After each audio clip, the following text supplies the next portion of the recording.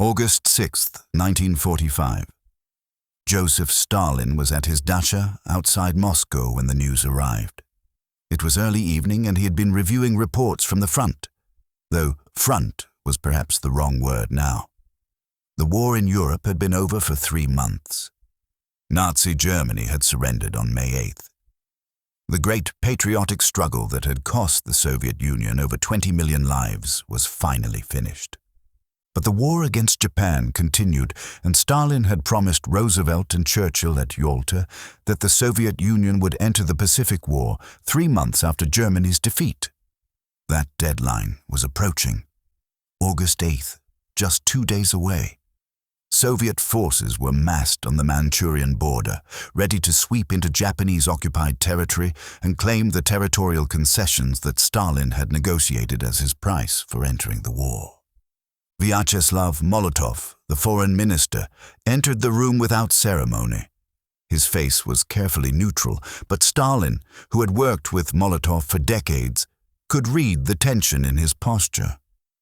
"Comrade Stalin," Molotov said, "we have received reports from our intelligence services and from monitoring American radio broadcasts. The Americans have dropped a new type of bomb on the Japanese city of Hiroshima. They are calling it an atomic bomb. The reports suggest the destruction is massive, possibly the entire city destroyed by a single bomb." Stalin's expression didn't change. He continued smoking his pipe, looking at Molotov with those cold, calculating eyes that had intimidated so many people over the years. "A single bomb destroyed an entire city," Stalin said. It was not quite a question, not quite a statement. "That seems unlikely. What do our intelligence services say? Is this American propaganda?" "Our agents confirm that something extraordinary has happened," Molotov replied. "The Americans have been working on a program to develop atomic weapons. We've known about this for some time through our intelligence sources. It appears they have succeeded. The bomb dropped on Hiroshima used atomic fission to create an explosion far more powerful than any conventional weapon." Stalin set down his pipe and stood up, walking to the window. Outside, the grounds of the dacha were peaceful, green and quiet in the summer evening. Inside, Stalin's mind was racing, calculating the implications of what Molotov had just told him. "How powerful?" Stalin asked. "The reports are still preliminary," Molotov said. "But our scientists estimate that the bomb had an explosive force equivalent to 15 or 20,000 tons of TNT. For comparison, the largest conventional bombs used in the war had explosive force measured in tons, not thousands of tons." Stalin was silent for a long moment. 20,000 tons of TNT in a single bomb. The destructive power was almost incomprehensible. 1 airplane, 1 bomb, 1 city destroyed. "And the Americans have this weapon, and we do not," Stalin said quietly. "Correct, Comrade Stalin." Stalin turned back to face Molotov. "When did the Americans test this weapon? Our intelligence should have warned us that they were close to success." Molotov looked uncomfortable. "There was a test in the New Mexico desert on July 16th, 3 weeks ago. Our agents reported unusual activity at the test site, but we did not fully understand what had happened until now. President Truman mentioned the test to you at Potsdam, though he was not specific about the nature of the weapon." Stalin remembered. At the Potsdam conference just 2 weeks earlier, Truman had taken him aside and mentioned casually that the United States had developed a new weapon of unusual destructive force. Stalin had acknowledged the information without showing much interest, had acted as if it were a minor matter, but he had understood immediately what Truman was talking about. Soviet intelligence had been reporting on the American atomic program, the Manhattan Project, for years. Stalin had known the Americans were trying to develop an atomic bomb. He had even authorized a Soviet atomic program in response, though it was far behind the American effort. What Stalin had not known was that the Americans were so close to success, that they would have a working atomic bomb before the war ended, that they would use it against Japan, and that they would use it now, just days before the Soviet Union was scheduled to enter the war against Japan. "The timing is interesting," Stalin said, his voice carefully neutral. "We are scheduled to declare war on Japan in 2 days, and now, suddenly, the Americans dropped this atomic bomb on Hiroshima. Do you think that is a coincidence, Vyacheslav?" Molotov understood immediately what Stalin was implying. "You think the Americans are trying to end the war before we can enter it? To deny us our territorial gains in the Far East?"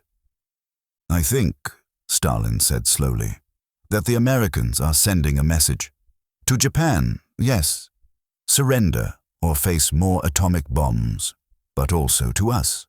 A message that says, we have this weapon and you do not. We can destroy cities with a single bomb. We won the race to develop atomic weapons, and now we will dictate the terms of the post-war world." He walked back to his desk and sat down heavily. Stalin was 66 years old, and the strain of the war years showed in his face. But his mind was as sharp as ever, constantly calculating, always looking for advantage and threat. "How many of these bombs do the Americans have?" Stalin asked. "We don't know," Molotov admitted. "Possibly only a few. The materials required to build atomic bombs are rare and difficult to produce, but we must assume they can build more, that this is not just a one-time demonstration." Stalin nodded slowly. "So the strategic balance has shifted. For 4 years, we have been fighting Nazi Germany, suffering enormous casualties, making enormous sacrifices. We have defeated the Wehrmacht. We have conquered Berlin. We have established Soviet control over Eastern Europe. We have become one of the 2 great powers in the world, along with the United States. And now," Stalin continued, his voice hardening, "the Americans have a weapon that changes everything. A weapon that makes conventional military power less relevant. A weapon that gives them enormous strategic advantage. A weapon that we do not have." He looked at Molotov intently. "This is unacceptable. The Soviet Union cannot allow the Americans to maintain a monopoly on atomic weapons. We must develop our own atomic bomb as quickly as possible. Whatever resources are required, whatever priority is necessary, we must match the Americans." "Our atomic program is already underway," Molotov said. "Igor Kurchatov is leading the scientific effort, but he says it will take years, possibly 4 or 5 years, before we can test our own atomic bomb." 4 or 5 years, Stalin repeated. 4 or 5 years during which the Americans have atomic weapons and we do not. 4 or 5 years during which they can threaten us, can pressure us, can use their atomic monopoly to dictate terms. He stood up again and began pacing, a sign that he was deeply agitated. "Do you understand what this means, Vyacheslav? The Americans have won the war, not just against Germany and Japan, but against us. They have won the competition to develop atomic weapons, and that victory gives them power that we cannot match with conventional forces. We have the largest army in the world," Molotov pointed out. "We control Eastern Europe. We have enormous military power." "Which means nothing against atomic bombs," Stalin interrupted. "What good are tanks and soldiers when the enemy can destroy entire cities with a single bomb? How do we threaten the Americans when they can threaten us with atomic destruction?" He stopped pacing and looked directly at Molotov. "This changes everything. The post-war world that we have been planning, where the Soviet Union and the United States are equal powers, competing for influence, that world no longer exists. Now we are the weaker power, the nation without atomic weapons, the country that can be threatened and intimidated." Molotov was silent. He understood that Stalin was right. The atomic bomb had fundamentally altered the strategic balance, and not in the Soviet Union's favor. "What do you want me to do, Comrade Stalin?" Molotov asked. Stalin thought for a moment. "First, we proceed with our entry into the war against Japan as planned. We declare war on August 8th. We invade Manchuria. We take the territory we were promised at Yalta. The Americans may be trying to end the war before we can enter, but we will not allow that. We will take what is ours. Second, we accelerate our atomic program. I want Kurchatov to have unlimited resources, unlimited priority. We must develop our own atomic bomb as quickly as possible. 4 or 5 years is too long. We must do it faster. Third, Stalin continued, we intensify our intelligence efforts against the American atomic program. We need to know everything, how many bombs they have, how quickly they can build more, what their plans are for using atomic weapons. And we need to acquire their technical secrets so we can accelerate our own program. Molotov nodded. I will convey your instructions. But Comrade Stalin, there is another question. How do we respond publicly to the American atomic bombing? The world is watching. We need to say something. Stalin considered this. His instinct was to downplay the significance of the atomic bomb, to act as if it were not particularly important, to deny the Americans the propaganda victory of having shocked and intimidated the Soviet Union. We say very little, Stalin decided. We acknowledge that the Americans have used a new type of weapon against Japan. We express confidence that Soviet scientists are also working on atomic technology. We do not show alarm or concern. We do not give the Americans the satisfaction of seeing us frightened. But privately, Stalin added, his voice hard, we understand that this is a crisis. The Americans have achieved a breakthrough that threatens our security and our position in the world, and we must respond with every resource at our disposal. After Molotov left, Stalin remained in his study, thinking about the implications of the atomic bomb. He called for Lavrentiy Beria, the head of the NKVD, the secret police, and the man Stalin had put in charge of the Soviet atomic program. Beria arrived quickly, his round face showing concern. He had clearly already heard about Hiroshima. Comrade Stalin, Beria said, I have been reviewing our intelligence on the American atomic program. It appears they have succeeded in... I know what they have succeeded in doing, Stalin interrupted. The question is, how quickly can we do the same? You told me our atomic program would produce a bomb in 4 or 5 years. Is that still your estimate? Beria hesitated. Comrade Kurchatov believes that is a realistic timeline, given the technical challenges and the resources available. However, if we give the program absolute priority, if we assign more scientists and engineers, if we acquire technical information from the Americans through intelligence, then we can do it faster, Stalin finished. Good. Because 4 or 5 years is unacceptable. The Americans will use their atomic monopoly to pressure us, to limit our influence, to threaten us. We cannot allow them to maintain that advantage for years. I want you to make the atomic program your top priority, Stalin continued. Above everything else. I don't care what it costs. I don't care how many resources it requires. We must have our own atomic bomb as soon as possible. Do you understand? Yes, Comrade Stalin, Beria said. I will personally oversee the program. We will accelerate our efforts. And our intelligence operations, Stalin said. We have agents in the American atomic program, yes? Beria nodded. We have several sources who have provided valuable information about the Manhattan Project. Klaus Fuchs, a German scientist working for the British on the American program, has been particularly useful. We also have sources at Los Alamos and other facilities. Intensify those operations, Stalin ordered. I want every piece of technical information we can acquire, every secret, every blueprint, every detail of how the Americans built their bomb. If we can steal their secrets, we can save years of research and development. It will be done, Comrade Stalin. After Beria left, Stalin sat alone in his study, smoking his pipe and thinking about the new world that had just been created. A world where atomic weapons existed, where a single bomb could destroy a city, where the United States had a weapon that the Soviet Union did not possess. Stalin had spent his entire career accumulating power, eliminating rivals, building the Soviet Union into a great power. He had survived the revolution, the Civil War, the power struggles of the 1920s and 1930s. He had industrialized the Soviet Union, collectivized agriculture, purged millions of people he saw as threats. He had led the Soviet Union through the Great Patriotic War, had defeated Nazi Germany, had established Soviet control over Eastern Europe.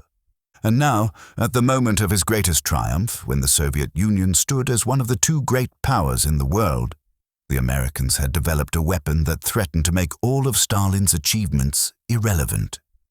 Because what good was military power when the enemy had atomic bombs? What good was controlling Eastern Europe when the Americans could threaten atomic destruction? What good was having the largest army in the world when a single bomb could destroy an entire city? Stalin understood immediately that the atomic bomb had changed the nature of power. Conventional military strength was still important, but atomic weapons were a new category of power entirely. And the United States had them, and the Soviet Union did not. This was intolerable. Stalin had not spent decades building Soviet power, only to see it rendered obsolete by American technology. He had not defeated Nazi Germany, only to be intimidated by the United States. The Soviet Union would develop its own atomic bomb. Whatever it took, however long it took, whatever resources were required, the Soviet Union would match the Americans. And then the balance of power would be restored. But until that happened, the Soviet Union was vulnerable in a way it had never been before. Vulnerable to American pressure, American threats, American atomic blackmail. Stalin hated being vulnerable. He had spent his entire career eliminating vulnerabilities, crushing potential threats, ensuring that no one could challenge his power. And now the Americans had created a vulnerability that he could not eliminate, at least not immediately. 3 days later, on August 9th, the Americans dropped a second atomic bomb, this time on Nagasaki. The message was clear. The first bomb was not a one-time demonstration. The Americans had multiple atomic weapons and were willing to use them. Also on August 9th, the Soviet Union declared war on Japan and invaded Manchuria, as Stalin had ordered. Soviet forces swept through Japanese defenses, capturing territory and establishing Soviet control over the region. But the atomic bombings had achieved what Stalin had feared. They had ended the war quickly, before the Soviet Union could claim all the territory and influence Stalin had hoped to gain in the Far East. On August 15th, Japan surrendered, citing the atomic bombings as a key factor in their decision. The war was over. The Soviet Union had won, had defeated Nazi Germany, had helped defeat Japan, had established itself as a great power. But the Americans had won more decisively, had demonstrated a technological and military capability that the Soviet Union could not match. Over the following years, Stalin made the Soviet atomic program an absolute priority. Beria oversaw the effort with ruthless efficiency, using intelligence from Soviet spies in the American program to accelerate Soviet research. Scientists and engineers worked under enormous pressure, knowing that failure could mean imprisonment or death. On August 29, 1949, 4 years after Hiroshima, the Soviet Union successfully tested its first atomic bomb. The American atomic monopoly was over. The nuclear arms race had begun. But on August 6, 1945, receiving the news that the Americans had dropped an atomic bomb on Hiroshima, Stalin had said, to Molotov, to Beria, to himself in the privacy of his thoughts, "The Americans have beaten us. They have developed atomic weapons before we could. They have demonstrated a capability that we do not possess, and they have done so at the moment of our greatest triumph, turning our victory over Nazi Germany into a secondary achievement compared to their atomic bomb. This is unacceptable. The Soviet Union cannot be the weaker power. We cannot allow the Americans to have weapons that we do not have. We cannot permit them to use their atomic monopoly to intimidate us, to limit our influence, to dictate the terms of the post-war world. I have spent decades building Soviet power. I have industrialized this country. I have defeated our enemies. I have established the Soviet Union as a great power. And now the Americans threaten to make all of that irrelevant with their atomic bomb. But they have made a mistake. They have shown us what is possible. They have demonstrated that atomic weapons can be built, and if they can build them, so can we. We will develop our own atomic bomb. We will match the Americans. We will restore the balance of power. Whatever it takes, however long it takes, we will not allow the Americans to maintain their atomic monopoly. They think they have won. They think their atomic bomb gives them decisive advantage. But they have only started a race that the Soviet Union will win. Because we have something the Americans do not have: absolute determination, absolute priority, absolute willingness to sacrifice whatever is necessary to achieve our goals. The Americans built their atomic bomb with voluntary cooperation, with scientists working because they chose to, with resources allocated through democratic processes. We will build our atomic bomb with compulsion, with scientists working because they must, with resources allocated by my command. We will be more focused, more determined, more ruthless. And we will succeed. The Soviet Union will have atomic weapons, the balance of power will be restored, and the Americans will learn that their atomic monopoly was temporary.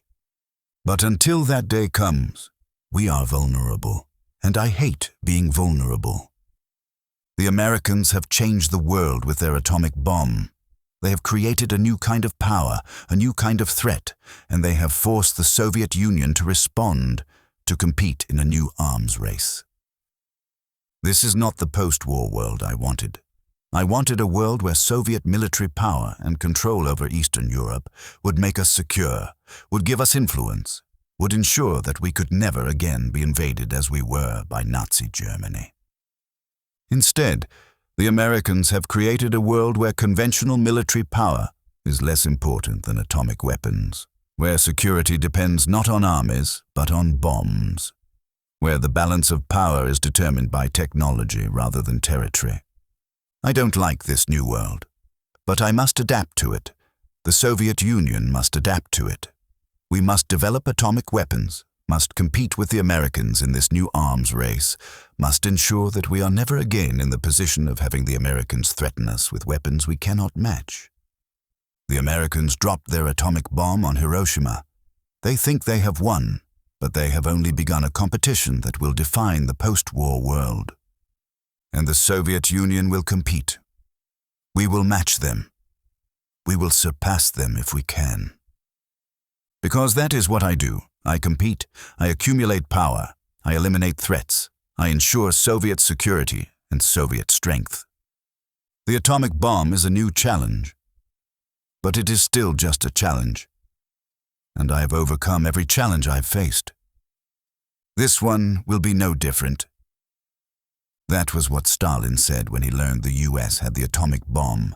Not publicly, not in any official statement, but privately, in meetings with his closest advisors, in his calculations about Soviet security and Soviet power, in his determination to match the Americans regardless of cost. He understood immediately that the world had changed.